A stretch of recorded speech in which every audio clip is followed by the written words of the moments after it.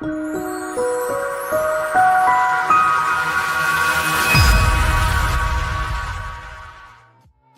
we are live. What's going on? It's Chris and Emily from LifterLMS, and you know what day it is. It's Feature Friday. Today, we're diving deep into the LifterLMS Continuing Education add-on. Today, we're going to be looking at an important part of continuing education, or CEU credits assigned to courses, particularly around how to set them up on a certificate. The reason that's important is because when students take continuing education courses and earn credit hours or points, they need a certificate so that they can report that certificate to the governing body that manages their license, if you will, whether that's in the medical field, the legal field, the real estate field, or wherever continuing education is required. So earning points is great, tracking points is great, we've covered that, but we're going to show you how to set up automatic certificate generation so that your continuing education units are assigned with their relevant expiry, so that your students will get the certificate that they need to submit their earned continuing education units to whoever needs to see that, so that they can keep their license or keep their job or progress in their career the way they need to. Emily's going to take us on a tour of how to set up automated continuing education integration with LifterLMS's automated certificate generation. Over to you, Emily. Thank you, Chris. So jumping into the back of my demo site here, we've already covered how to change the name of your continuing education terminology, which might be helpful. But what we're going to be dealing with today deals with expiration. So we have expiry. We can set to never expire. We can set to 1 year after earn date, or 1 year to the end of that year. So if it's 2025 and I earn something, it'll be through to the end of 2026. We can set what these settings are. I will say expires 1 year after you earn the certificate. I'll save those settings and we'll dive into certificates. So under engagements, certificates, we'll open that. And I already have 11 certificates created. So let's jump into my health insurance certification of completion. We can see I have a little custom background and everything formatted here, but rather than date completed, we can now do expiry date. We could do both. So we could say expires on, we could say certification officially expires on, or is endorsed through, whatever you want to say. In the merge codes now with Lifter, we have 3 new merge codes with the continuing education add-on: units, earn date, and expiry date. So let's put the expiry date there.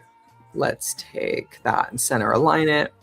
We might want to have a little more spacing. So maybe I'll put some padding on the bottom, dimensions, margin. We'll do some top and bottom, 10 pixels, 100 pixels.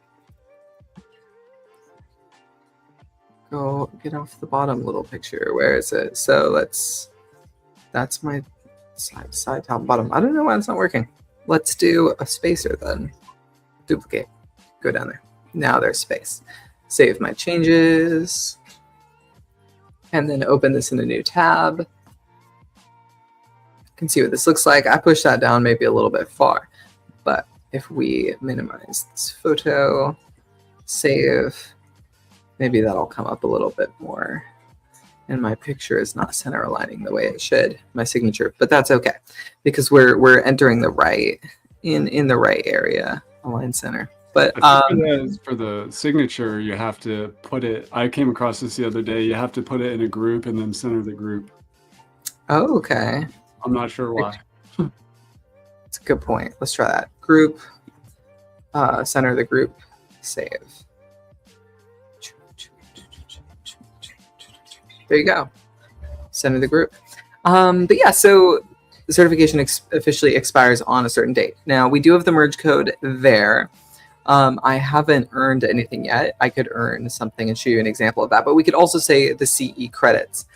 We could say for this many credits. So we'll say for X credits, and we'll add in our merge code for the amount of credits they've earned, or CEU units, however you want to say that, units.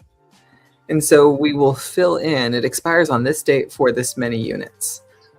You can just use these merge codes around, and there's also the earned date is now a merge code. LifterLMS users to this point have been using the current date, which is usually the date that a certificate will be earned. But technically, you can do an engagement delay. So I wonder if that's, partially to address, like, if we delay a certificate earning by 1 day after completing the course or something. You have a couple options for how to set the date that the certificate was completed, but the expiry date and the units are kind of our new thing. So if I jump in to my new course, we're going to build a new course on the spot. This is the health insurance. Health insurance, publish that. We're going to take that health insurance certificate I just built, and we're going to make it a part of it. What is insurance? And for what is insurance, that single lesson alone, you'll earn 5 credits. Let's set the course itself to be worth 5 credits. 5 continuing education units. So again, that's on the edit course page. So you can go to courses, find your course and edit it, scroll down to general, 5 continuing education units. So that's how you set your continuing education units. I have built a single lesson, and now it is time for me to enroll myself and earn the certificate. So I also need to set up my engagement. So this is my health insurance certification of completion. I have 5 credits to earn, and then my expiry date in my LifterLMS settings, if we remember, was 1 year from the earn date. Let's do an engagement, add a new engagement. So this is my insurance course certificate. Insurance course certificate. So completes a course. When a student completes a course, which course? The insurance. There might be, let me find mine. My course is called my course post ID. You can always find this in the header. It's 4557. 4557. We're going to give someone a certificate, and the certificate we're going to give them is my new insurance one certificate of completion. I think it was that one. 3459. When you're building a lot of courses, this can be helpful. 3459. We see it there in the title. That is good to go. So now I can view my course, jumping around a lot here, but get started. I've enrolled in the course. I complete the course. We have so many notifications. I've earned 5 credits, which is awesome. I've earned a certificate.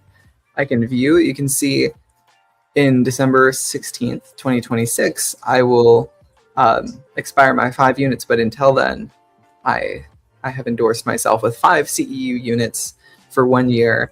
And so that's how the continuing education shortcodes work. And then, of course, with LifterLMS, you have a lot of options. You can work in emails and send people an email linking to their certificate saying, hey, you just completed, click here to view your certificate, because often you have to send to the organization as someone who's completed continuing education on your platform. I have to then go report to the governing body that I have completed the course in your website and redeemed 1 unit or 5 units for 1 year. What do you think about that, Chris?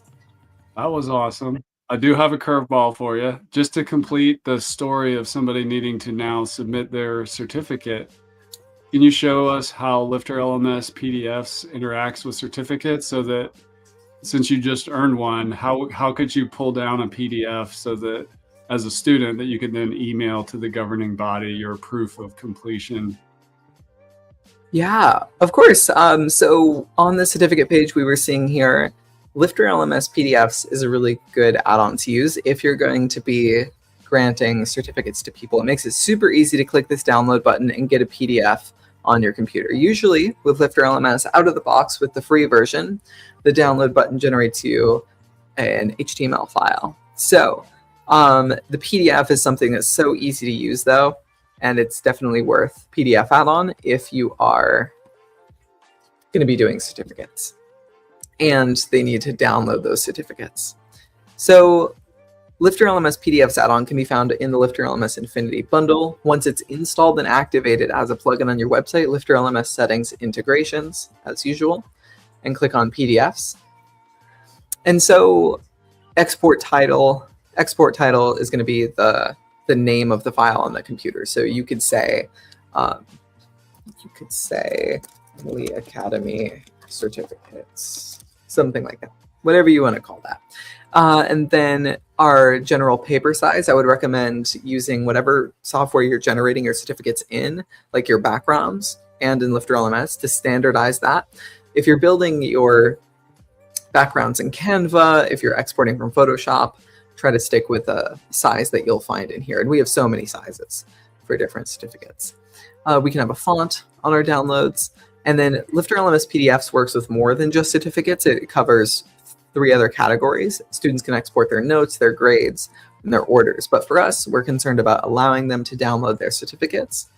And once that box is checked, which it should be by default, you can download your certificate straight to a PDF. It saves to your computer, and then you're good to go to share that with the governing body. So the process of completing your course to downloading your PDF to share to the governing body is almost all laid out for you. So it's really awesome.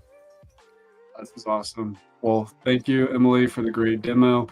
If you're doing continuing education, these are very powerful LMS sites that people build big platforms around. And we've made it much easier to fulfill all the needs you have around continuing education, tracking, reporting, certification, assigning values to courses, and so on. You have a complete automated system with LifterLMS continuing education. That's it for this Feature Friday. Smash the like button, tell your friends, drop a comment down below. Reach out to us, let us know what a video you'd like for us to make for you next, and we hope you have a great rest of your day. Take care.